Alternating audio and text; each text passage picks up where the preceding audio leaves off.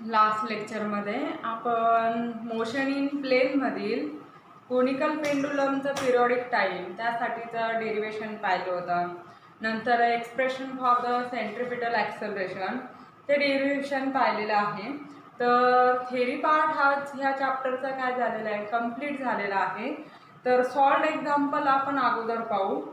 And object of mass, example काय आहे 3.8 आहे. An object of mass 50 gram moves uniformly along a circular orbit with an angular speed of 5 radian per second. If the linear speed of the particle is 25 meter per second, linear speed 25 meter per second, what is the radius of the circle? Calculate the centripetal force acting on the particle. सर्कलची radius काढायची आणि centripetal force आपल्याला find out करायचा. तर काय काय दिलेलं आहे, ॲन ऑब्जेक्ट ऑफ मास किती आहे 50 gram.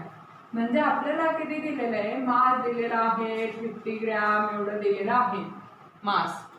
Move uniformly along a circular orbit with an angular speed of 5 radian per second. Angular speed दिलेला आहे म्हणजे ओमेगा दिलेला आहे 5 रेडियन पर सेकंड एवढं दिलेलं आहे. आणि काय, if the linear speed of the particle is, linear speed म्हणजे काय दिलेलं आहे, v दिलेला आहे. आणि linear speed of the particle is 25 metre per second एवढा काय आहे लिनियर स्पीड दिलेला आहे. मग what is the radius of the circle, म्हणजे आपल्याला सर्कलची रेडियस फाइंड आउट करायची. आणि आणखीन काय काढायचं, calculate the centripetal force acting on the particle, म्हणजे काय करायचं, एफ फाइंड आउट करायचं सेंट्रिपिटल फोर्स.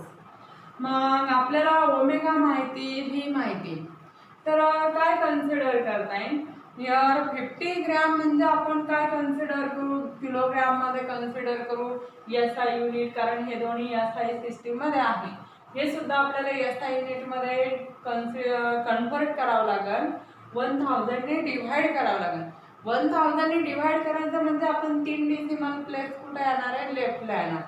म्हणजे काय होणार 0.05 झिरो नाही लिहिलं तरी चालेल, म्हणजे किती 0.05 किलोग्रॅम असं कन्वर्जन होणार मासचं.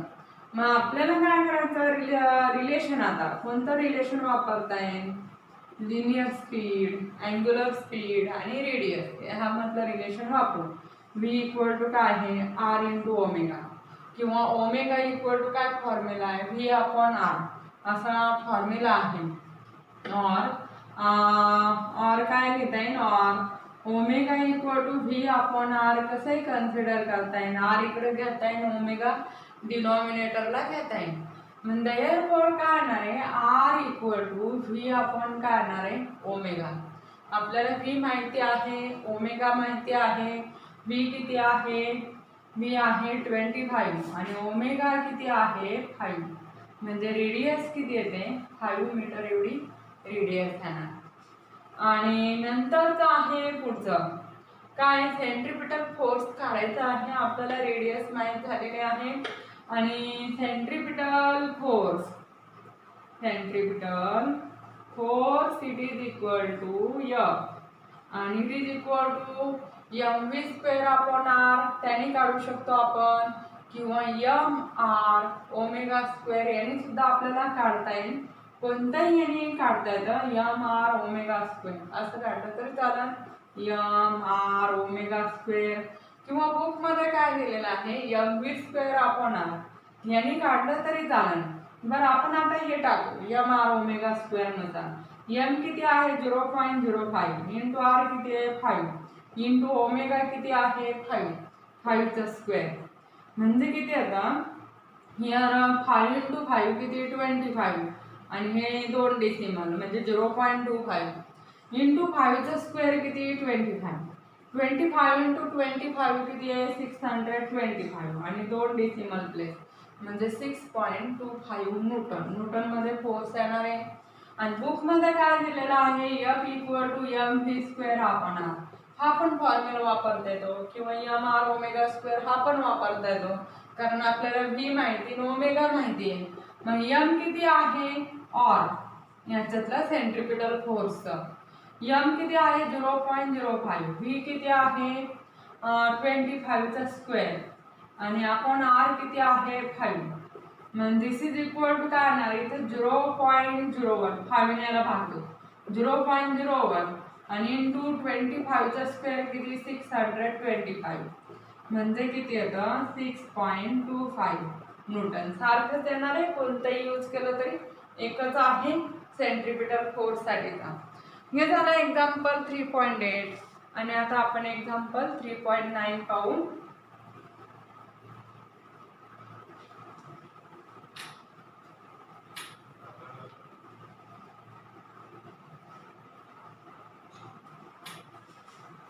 एक्झाम्पल आता 3.9 काय आहे, an object is travelling in a horizontal circle. Horizontal सर्कलमध्ये ऑब्जेक्ट ट्रॅव्हल होतं with uniform speed at t equal to 0. सुरुवातीला t equal to 0 the velocity is given by, म्हणजे इनिशियल व्हेलॉसिटी आपल्याला दिलेली आहे u bar. It is equal to काय आहे 20 i cap plus 35 जे कॅप, 20 आय कॅप प्लस 35 जे कॅप असे इनिशियल व्हेलॉसिटी दिलेली आहे ॲट t इक्वल टू 0 ला. मग किलोमीटर पर सेकंद मध्ये दिलेलं आहे, kilometre per second he velocity. After 1 minute the velocity becomes, म्हणजे फायनल व्हेलॉसिटी दिलेली म्हणजे व्ही बार दिलेली आहे, मायनस किती आहे 20 आय कॅप मायनस 35 जे कॅप एवढी व्हेलॉसिटी होते. What is the magnitude of the acceleration. ॲक्सेलरेशनचं मॅग्निट्यूड विचारलेलं आहे आपल्याला, तर इनिशियल व्हेलॉसिटीचा आपण काय करू मॅग्निट्यूड फाइंड आउट करू. मग यू इक्वल टू काय येणार in under root 20 square plus 35 square, दोन्ही ठिकाणी सारखंच आहे, फक्त -20 आणि -35 सारखंच राहणार आहे. मग 20चा स्क्वेअर हा किती येतो 400 आणि प्लस 5चा स्क्वेअर 25, 3 × 4 किती 12. This is equal to in under root काय येणार 1625 एवढं येतं, आणि त्याचं स्क्वेअर रूट येतं 40.3 मीटर पर सेकंड. एवढी मॅग्निट्यूड आहे. दोन्ही व्हेलॉसिटीचे मॅग्निट्यूड कसे राहणार आहे ते सेम राहणार आहे, मॅग्निट्यूड ऑफ व्हेलॉसिटी. आणि आपल्याला टी इक्वल टू 0 असताना एवढी व्हेलॉसिटी होती ऑब्जेक्टची, आणि नंतर आफ्टर 1 मिनिट व्हेलॉसिटी किती झाली -20 आय कॅप -35 जे कॅप, म्हणजे रिव्हर्स झालेले आहे व्हेलॉसिटी. म्हणजेच मग काय येणार आहे पिरियॉडिक टाइम जो आहे कंप्लीट पाथ फॉलो करण्यासाठी लागलेला 1 मिनिट प्लस 1 मिनिट किती राहणार आहे 2 मिनिट एवढा काय राहणार आहे पिरियॉडिक टाइम राहणार. मग पिरियॉडिक टाइम साठीचा फॉर्म्युला आपल्याला काय करता येईल यूज करता येईल. टी इक्वल टू काय आहे 2 पाय आर आपण व्ही. व्ही म्हणजे आपण यू काय करू कन्सिडर करू, मॅग्निट्यूड आपण त्याची फाइंड आउट केलेली आहे. म्हणजे फॉर आर इक्वल टू काय लिहिता येईल टी इंटू यू आपण काय आहे 2 पाय असं कन्सिडर करता येईल आर. मग पिरियॉडिक टाइम किती आहे 2 मिनिट आहे, आणि इनिशियल व्हेलॉसिटी आपण त्याचे मॅग्निट्यूड सुद्धा काढलेले आहे 40.3 आहे, आणि नंतर 2 आणि इंटू पाय काय आहे कॉन्स्टंट आहे. मग आर माहिती आहे आपल्याला, आणि फॉर्म्युला काय सेंट्रिपिटल ॲक्सेलरेशनचा a equal to b square upon r आहे. बी स्क्वेअर अपॉन आर म्हणजे आपण काय कन्सिडर करता येईल यू स्क्वेअर अपॉन काय आहे आर असं कन्सिडर करता येईल. मग यू स्क्वेअर ते आपण कन्सिडर करू, आणि आपण आर आपण काढलेले टी इंटू यू आपण काय आहे 2 पाय एवढं लिहिता येईल. 2 पाय काय होतील वर जाईल, आणि एक यू काय होणार आहे कॅन्सल होईल. म्हणजे मग काय होतं 2 पाय इंटू यू आपण काय होतं कॅपिटल टी एवढी व्हॅल्यू येणार. मग 2 इंटू पाय पाय किती आहे हिअर 3.14, आणि इनिशियल व्हेलॉसिटी आपण मॅग्निट्यूड काढलेले आहे 40.3. आणि आपण पिरियॉडिक टाइम टी साठीचं 2 मिनिट आहे आणि 2 मिनिटचं आपण सेकंडमध्ये कन्वर्जन करून आणि इंटू 60 घ्यायचा आहे. मग हा 2 कॅन्सल नाही आणि नंतर काय करता येईल, इथे एक डेसिमल पॉईंट सरकवता येईल, दोघांना 10 ने डिवाइड करू.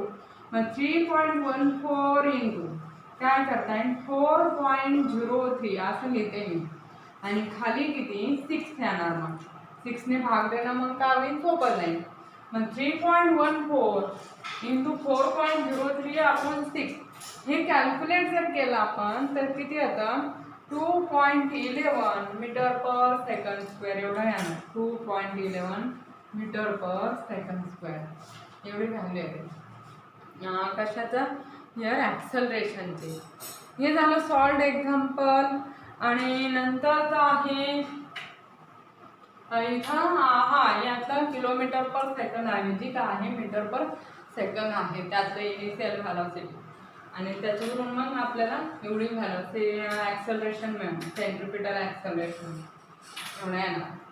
आणि नंतर आता हे कंप्लीट झालेलं आहे थेरी प्लस प्रॉब्लेम. आणि आता आपण एक्झरसाइज पाहू. एक्झरसाइजमध्ये पहिला क्वेश्चन पाहू, चूज द करेक्ट ऑप्शन आहे आणि नंतर क्वेश्चन 3 सॉल्व द एक्झाम्पल्स. तेवढे क्वेश्चन 3 आणि 1 पाहू. मग त्यातलं पहिलं आहे म्हणजे क्वेश्चन 3 हा नंतरच्या लेक्चरमध्ये पाहता येईल. Choose the correct option. An object thrown from a moving bus is an example of. Moving बसमधून आपण ॲन ऑब्जेक्ट काय केला थ्रो केला तर कशाचं एक्झाम्पल आहे ते कन्सिडर करायचं आहे. तर काय होणार आहे पहिलं ऑप्शन आहे युनिफॉर्म सर्क्युलर मोशन, सेकंड आहे रेक्टिलिनियर मोशन, थर्ड आहे प्रोजेक्टाईल मोशन आणि 4 आहे मोशन इन 1 डायमेन्शन. ऑब्जेक्ट आपण मूव्हिंग बसमधून थ्रो केला तर असा पाथ फॉलो होणार आहे म्हणजे कोणतं आहे प्रोजेक्टाईल मोशनचं काय आहे एक्झाम्पल आहे. नंतरचं सेकंड आहे for a particle having uniform circular motion which of the following is constant. Uniform circular मोशनसाठी कोणतं कॉन्स्टंट आहे. ऑप्शन ए आहे स्पीड, बी आहे ॲक्सेलरेशन, सी आहे व्हॅलॉसिटी आणि डी आहे डिस्प्लेसमेंट. तर कॉन्स्टंट काय राहणार आहे स्पीड कॉन्स्टंट राहतं कारण युनिफॉर्म सर्क्युलर मोशन जरी म्हटलं तर डायरेक्शन काय होते चेंज होते आणि त्यामुळं बाकीचे काय व्हॅलॉसिटी डिस्प्लेसमेंट ते सुद्धा काय होणार आहे चेंज होणार. नंतरचं आहे third the Bob of A conical pendulum undergoes options A rectilinear motion in horizontal plane, B uniform motion in horizontal circle, C uniform motion in a vertical circle आणि D rectilinear motion in vertical circle. तर मग कोणतं येणार आहे Bob of A conical pendulum undergoes असं motion राहते conical पेंडुलमची म्हणजे horizontal सर्कलचं आहे. मग ऑप्शन कोणता येणार uniform motion in A horizontal circle म्हणजे बी ऑप्शन येतं त्याचा. नंतरचं 4 नंबरचं आपल्याला पाहायचं आहे for uniform acceleration in a rectilinear motion which of the following is not correct. कोणतं करेक्ट नाही रेक्टिलिनियर मोशनमध्ये युनिफॉर्म ॲक्सलरेशन इन रेक्टिलिनियर मोशनसाठी कोणतं स्टेटमेंट करेक्ट नाही आहे ते सिलेक्ट करायचं. तर त्यातील option A velocity time graph is linear. आता युनिफॉर्म मोशन म्हणल्यानंतर युनिफॉर्म ॲक्सलरेशन आहे म्हणजे व्हॅलॉसिटी टाइम ग्राफ हा कसा राहणार आहे स्ट्रेट लाईन राहणार म्हणजे हे करेक्ट स्टेटमेंट आहे. B acceleration is the slope of velocity time graph. मग ॲक्सलरेशन हा स्लोप आहे व्हॅलॉसिटी टाइम ग्राफचा म्हणजे हे ऑप्शन करेक्ट आहे. आणि C the area under the velocity time graph equals displacement. मग एरिया आहे डिस्प्लेसमेंटशी इक्वल आहे किती डिस्प्लेसमेंट ट्रॅव्हल केलं जातं ते व्हेलॉसिटी टाइम ग्राफच्या अंडर जो एरिया येणार आपण त्याने काय करतो फाइंड आउट करतो. म्हणजे सी ऑप्शन करेक्ट आहे. म्हणजे इनकरेक्ट ऑप्शन कोणता आहे D. Velocity time graph is non linear. Velocity time graph हा नॉन लिनियर आहे. हे युनिफॉर्म ॲक्सेलरेशन साठीचं इनकरेक्ट ऑप्शन आहे. म्हणजे ह्या क्वेश्चनचा आन्सर काय येणार option D. Velocity time graph is non linear. नंतरचा आहे व्ही 5 नंबरचा. If 3 particles A, B and C are the 3 particles are having velocities VA bar, VB bar आणि VC bar. हे 3 velocities आहेत, 3 particles आहेत. Which of the following formula gives the relative velocity of A with respect to का आहे B. तर पहिलं option काय होतं v A bar plus v B bar. नंतर बी ऑप्शन काय आहे v A bar minus v C bar plus v B bar. हे दोन्ही तर नाही येणार आहे. नंतर सी ऑप्शन काय आहे व्ही ए बार मायनस काय आहे व्ही बी बार. हे ऑप्शन सी आहे. आणि ऑप्शन डी काय येतं व्ही सी बार मायनस काय आहे व्ही ए बार. तर राईट ऑप्शन कोणता आहे सी ऑप्शन आहे व्ही ए बार मायनस काय तर व्ही बी बार. हा क्वेश्चन फर्स्ट आपण कंप्लीट केलेला आहे मल्टिपल चॉईस क्वेश्चन. आणि नंतरचा त्यातील क्वेश्चन सेकंड तुम्ही पहा. आणि आपण क्वेश्चन 3 मधील पहिलं एक्झाम्पल पाहू. क्वेश्चन 3 का आहे सॉल्व द फॉलोइंग प्रॉब्लेम्स. मग खाली दिलेले प्रॉब्लेम सॉल्व करायचे. तर त्यातला पहिला प्रॉब्लेम आहे an aeroplane has a run of 500 meters to take off from the runway. It starts from rest and moves with constant acceleration to cover the runway in 30 seconds. What is the velocity of the aeroplane at the takeoff? Velocity काढायची आहे take ऑफच्या वेळेस. म्हणजे आपल्याला काय करायचं final velocity काढायची आहे. तर इथं काय दिलेलं आहे आपण अगोदर ते पाहू. An aeroplane has a run of 500 metre to take off from the runway. Runway पासून सुरुवात झाल्यानंतर किती डिस्टन्स कव्हर केलेलं आहे 500 मीटर. म्हणजे हे काय दिलेलं आहे डिस्प्लेसमेंट दिलेलं आहे 500 मीटर एवढं डिस्प्लेसमेंट दिलेलं आहे. आणि it starts from rest. Rest पासून सुरुवात झाली म्हणजे इनिशियल व्हेलॉसिटी यू किती राहणार आहे 0 राहणार. 0 मीटर पर सेकंड राहील initial velocity. Move with constant acceleration. Constant ॲक्सेलरेशनने काय होतं मूव्ह होतं. To cover the runway in 30 second. म्हणजे टाइम दिलेला आहे किती दिलेला आहे 30 सेकंडमध्ये काय होतं कव्हर होतं. तर आपल्याला काय विचारलं what is the velocity of aeroplane in the take off. म्हणजे टेक ऑफच्या वेळेस. मग आपण काय करता येईल ॲव्हरेज व्हेलॉसिटीचा फॉर्म्युला वापरता येईल. V average it is equal to displacement upon timing. Therefore average velocity म्हणजे काय आहे initial velocity plus final velocity upon किती 2. त्याने काढता येईल यू प्लस बी अपॉन 2. ही ॲव्हरेज व्हेलॉसिटी राहणार. आणि इट इज इक्वल टू काय एस अपॉन टी. यू किती आहे 0 आहे. मग आपल्याला काय करायचं व्ही काढायचं आहे 0 plus v upon 2 equal to s upon काय 2. 2 इकडं आणता येईल. देअरफॉर व्ही इक्वल टू काय आणणार 2s अपॉन टी. एस दिलेला आहे आपल्याला 2 × 500 अपॉन टी किती आहे 30. म्हणजे मग किती येणार आहे हे 100 अपॉन 3 मीटर पर सेकंड एवढी व्हेलॉसिटी राहणार ॲट द टेक ऑफ.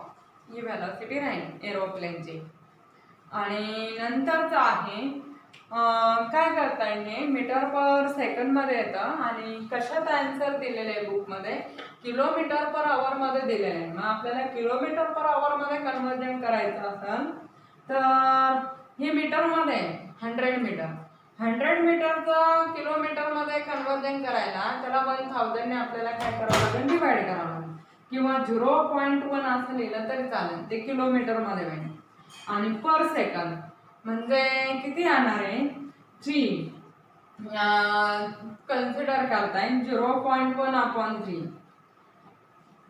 मग किती येणार आहे, त्याने डिवाइड कितीने करायचं, सेकंदचं आवर मध्ये कन्वर्जन करायचं आपल्याला, म्हणजे 3600 ने काय करायचं, त्याला डिवाइड करायचं आहे यातलं. तर किती राहणार आहे, 3600. म्हणजे आपण मीटर पर सेकंद ते किलोमीटर पर आवर असं कन्वर्जन करतो. म्हणजे किती येणार आहे, हिअर 0.1 आपण किती आहे, 3 × 3600. इथे किती घेता येईल आपल्याला, असे घेता येईल 1/3600 असे घेता येईल. आणि हे काय येतील, वरती येणार न्यूमरेटर मध्ये. दिस इज इक्वल टू काय येणार, 0.1 × 3600 आपण किती 3, आणि 0.1 ने मल्टिप्लाय केल्यावर 360/3 येणार. आणि हे केलं तर 120 किती येणार आहे, kilometre per hour. Kilometre per hour मध्ये कन्वर्जन होतं, किलोमीटर पर आवर. हे सुद्धा किलोमीटर पर आवर एवढं काय होतं, कन्वर्जन होतं. म्हणजे बुक मधल्या सारखं काय आन्सर आलं, किंवा मग जी व्हॅलोसिटी आहे 100/3 मीटर पर सेकंद एवढी व्हॅलोसिटी आहे. मग डिवाइड जरी केलं 3 ने डेसिमल पॉइंट मध्ये आणलं तरी चालेल, आणि किलोमीटर पर आवर मध्ये सुद्धा आपण कन्वर्जन केलेलं आहे. हा झाला त्यातला पहिला एक्झाम्पल. नंतर सेकंड एक्झाम्पल पाहायचं आहे.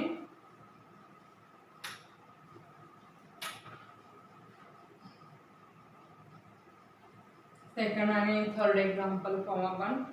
तर सेकंड एक्झाम्पल काय आहे, a car moving along a straight road with a speed of 120 km/h. 120 km/h ह्या स्पीडने काय होते, स्ट्रेट रोड वरती कार काय होते, ट्रॅव्हल होते. Is brought to rest by applying brakes. Brakes apply करून रेस्ट लागलं, म्हणजे फायनल व्हॅलोसिटी इथं काय आहे, 0. इनिशियल व्हॅलोसिटी किती आहे, 120 km/h एवढी व्हॅलोसिटी आहे इनिशियल.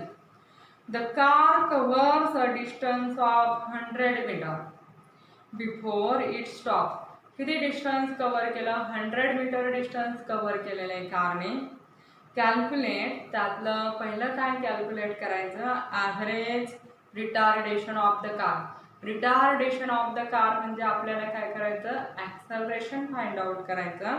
आणि second, time taken by the car to come to rest. Time find out करायचा रेस्ट पोझिशनला येण्यासाठी. तर मग काय दिलेलं आहे, a car moving along a straight road with a speed of 120 km/h. 120 km/h ने काय होते, ट्रॅव्हल होते. म्हणजे सुरुवातीचं स्पीड आहे km/h एवढं दिलेलं आहे.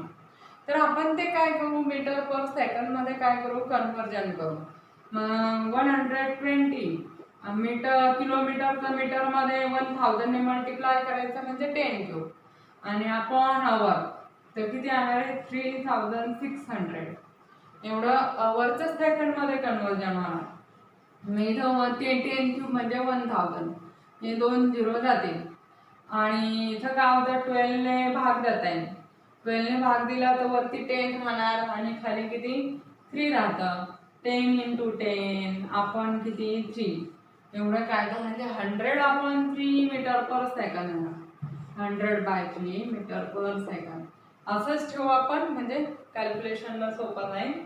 आणि आता आपल्याला काय दिलेलं आहे आणखी, here it car covers a distance of 100 metre आहे. 100 मीटर डिस्टन्स कव्हर करता, म्हणजे यस दिलेला आहे, किती दिलेलं आहे, 100 मीटर. आणि आपल्याला रिटार्डेशन फाइंड आउट करायचं म्हणजे ॲक्सलरेशन. यू माहिती आणि यस माहिती, म्हणजे आपल्याला इक्वेशन ऑफ मोशन मध्ये v² = u² + 2as हा फॉर्म्युला वापरता येईल. मग त्यातलं पहिलं काढायचं, वी हॅव v² आता फायनल जी व्हेलॉसिटी आहे ती किती आहे, 0 आहे मीटर पर सेकंद. कारण रेस्टला येते ना कार, म्हणजे ते 0 आहे. v² = काय u² + 2as असं येणार. 0 = u² + 2as. मग काय येणार आहे, therefore 2as it is equal to काय येणार, इक्वल टू मायनस काय तर u² येतं. therefore a इक्वल टू काय येणार, -u² अपॉन काय 2s. u ची व्हॅल्यू टाकू आपण. u किती आहे 100/3, त्याचं काय तर स्क्वेअर अपॉन 2 × s किती आहे 100. मग therefore -100 × 100, 3 चा स्क्वेअर किती 9, ते खाली येणार. × 2 × 100, 100 काय होणार कॅन्सल होईल आणि किती येतं -100, हे 2 ने भाग देता येईल, -50/9. हे कशामध्ये येणार आहे, मीटर/सेकंड² मध्ये येतं. निगेटिव्ह आहे व्हॅल्यू म्हणजे काय आहे, रिटार्डेशन आहे, कारण इथं व्हेलॉसिटी डिक्रीज होते म्हणून निगेटिव्ह आला. एवढी व्हॅल्यू आली कशाची, ॲक्सेलरेशनची म्हणजे रिटार्डेशनची. आणि नंतर सेकंड काय विचारलं, time taken by the car to come to rest. Time किती लागला रेस्ट पोझिशनला येण्यासाठी. मग आपल्याला काय करता येईल, यासाठी पहिलं कायनेमॅटिकल इक्वेशन वापरता येईल, कारण ॲक्सेलरेशन माहिती झालेलं आहे. v = काय u + at, हा फॉर्म्युला वापरता येईल. v किती आहे 0, u किती आहे 120 का आपण मीटर/सेकंड मध्ये काढला 100/3 प्लस a काढलेले आहे -50/9 आणि इंटू काय आहे t साठी सॉल्व करता येईल. हे मायनस होईल, इकडे आणल्यावर प्लस होईल. therefore काय होणार 50/9 × t = 100/3 असं लिहिता येईल. आणि therefore t = काय ना मग 100/3 × 9/50 असं लिहिता येईल. इथे किती राहणार आहे 2, इथे किती 3, 2 × 3 किती येणार आहे 6 हे कशामध्ये सेकंडमध्ये येतात. म्हणजे रेस्ट पोझिशनला येण्यासाठी कारला किती टाइम लागतो, 6 सेकंड एवढा काय टाइम लागतो. हे आपण एक्झाम्पल पाहिलेलं आहे. आणि नंतर आता थर्ड एक्झाम्पल पाहू आपण.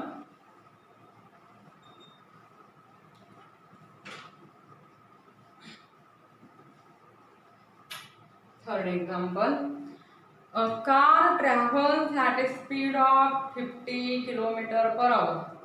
50 km/h ने ट्रॅव्हल होतं, 50 km/h एवढा ट्रॅव्हल होतं कार फॉर 30 मिनिट्स, 30 मिनिट्ससाठीचा. मग इथं v1 आपण 50 km/h मानू आणि 30 मिनिट्ससाठीच आहे. नंतरचं काय आहे 30 km/h for next 15 minutes and then 70 km/h for next 45 minutes. म्हणजे वेगवेगळ्या टाइमला वेगवेगळा स्पीड आहे. इथं 3 स्पीड दिलेले आहे आणि 3 टाइम दिलेले. मग आपण स्पीड v1, v2 आणि v3 ने डिनोट करू आणि टाइम t1, t2 आणि t3 ने डिनोट करू. What is the average speed of the car. Average speed आपल्याला काय करायचं, फाइंड आउट करायचं आहे. तर मग इथं v1 50 km/h आहे, त्यासाठी लागलेला टाइम किती आहे 30 मिनिट्स. म्हणजे t1 किती दिलेलं आहे 30 मिनिटमध्ये दिलेला आहे. इथं अवरमध्ये आहे स्पीड, हे सुद्धा आपण अवरमध्ये कन्व्हर्जन करू आणि म्हणजे त्याला कितीने डिव्हाइड करावं लागेल, मिनिटाचं अवरमध्ये 60 ने डिव्हाइड करावं लागेल. म्हणजे किती येणार आहे 0. किती येणार आहे 5 काय येणार आहे अवर येणार. नंतर आहे v2 किती आहे, v2 = किती आहे दिलेलं 30 km/h आहे. v2 30 km/h.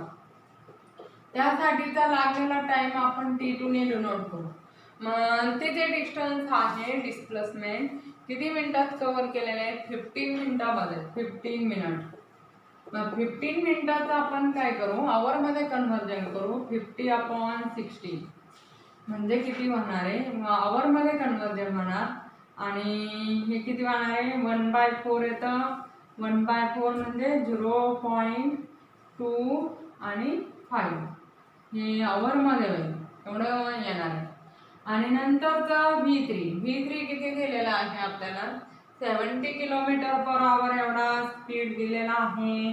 आणि त्यासाठीचा लागलेला टाइम T3 किती दिलेला आहे 45 मिनिट्स आहे. 45 मिनिट्स. मग ते आपण काय करू यात कन्वर्जन करू 45चं आवरमध्ये कन्वर्जन 60 ने डिवाइड करायचं. 15 ने भाग जातो दोन्हीला 3/4 येतं आवरमध्ये येतं आणि 3/4 एवढं राहणार T3. मग काय येतं देअरफॉर 0.30 आहे तर कितीचा भाग जातो 7चा जाईल. नंतरचं 2 राहतं तर 5 एवढं काय येतं आवर येतं. एवढा टाइम आला. V1 V2 आणि V3 माहिती आहे. आपल्याला काय करायचं ॲव्हरेज स्पीड फाइंड आउट करायचा. ॲव्हरेज स्पीड इक्वल टू काय टोटल डिस्टन्स कव्हर आपण काय टोटल टाइम टेकन म्हणजे average speed equal to average speed equal to total distance म्हणजे S1 + S2 + S3 upon time T1 + T2 + T3. S1 म्हणजे distance cover म्हणजे त्यासाठी लागलेलं जी velocity. Distance म्हणजे काय आहे V इक्वल टू काय आहे V1 equal to S1 upon T1 आहे म्हणजे V1 × T1 असे S1 येणार व्हेलॉसिटी इंटू टाइम. मग V1 × T1 + V2 × T2 + V3 × T3 upon T1 + T2 आणि प्लस T3. व्हॅल्यू टाकू आपण. V1 किती आहे 50 × T1 किती आहे 0.5 प्लस V2 किती आहे 30 × T2 किती आहे 0.25 आणि प्लस V3 0.75 × T3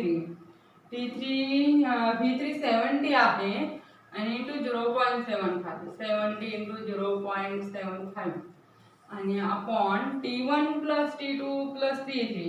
T1 किती आहे 0.5 प्लस T2 किती आहे 0.25 आणि प्लस T3 किती आहे 0.75 एवढं येत आहे. आणि हे कॅल्क्युलेशन तुम्ही करा आणि आन्सर किती यायला पाहिजे 56.66 km/h तेवढं तुम्हाला होमवर्कसाठीचं आहे कॅल्क्युलेशन. ह्या फॉर्म्युल्यामध्ये ते फॉर्म्युला व्हॅल्यू टाकलेली आहे आपण तेवढं कॅल्क्युलेशन आणि हे त्याचं फायनल आन्सर येतं 56.66 km/h. मग हे 3 एक्झाम्पल झालेले आहेत. बाकीचे एक्झाम्पल आपण नेक्स्ट लेक्चरमध्ये घेऊ.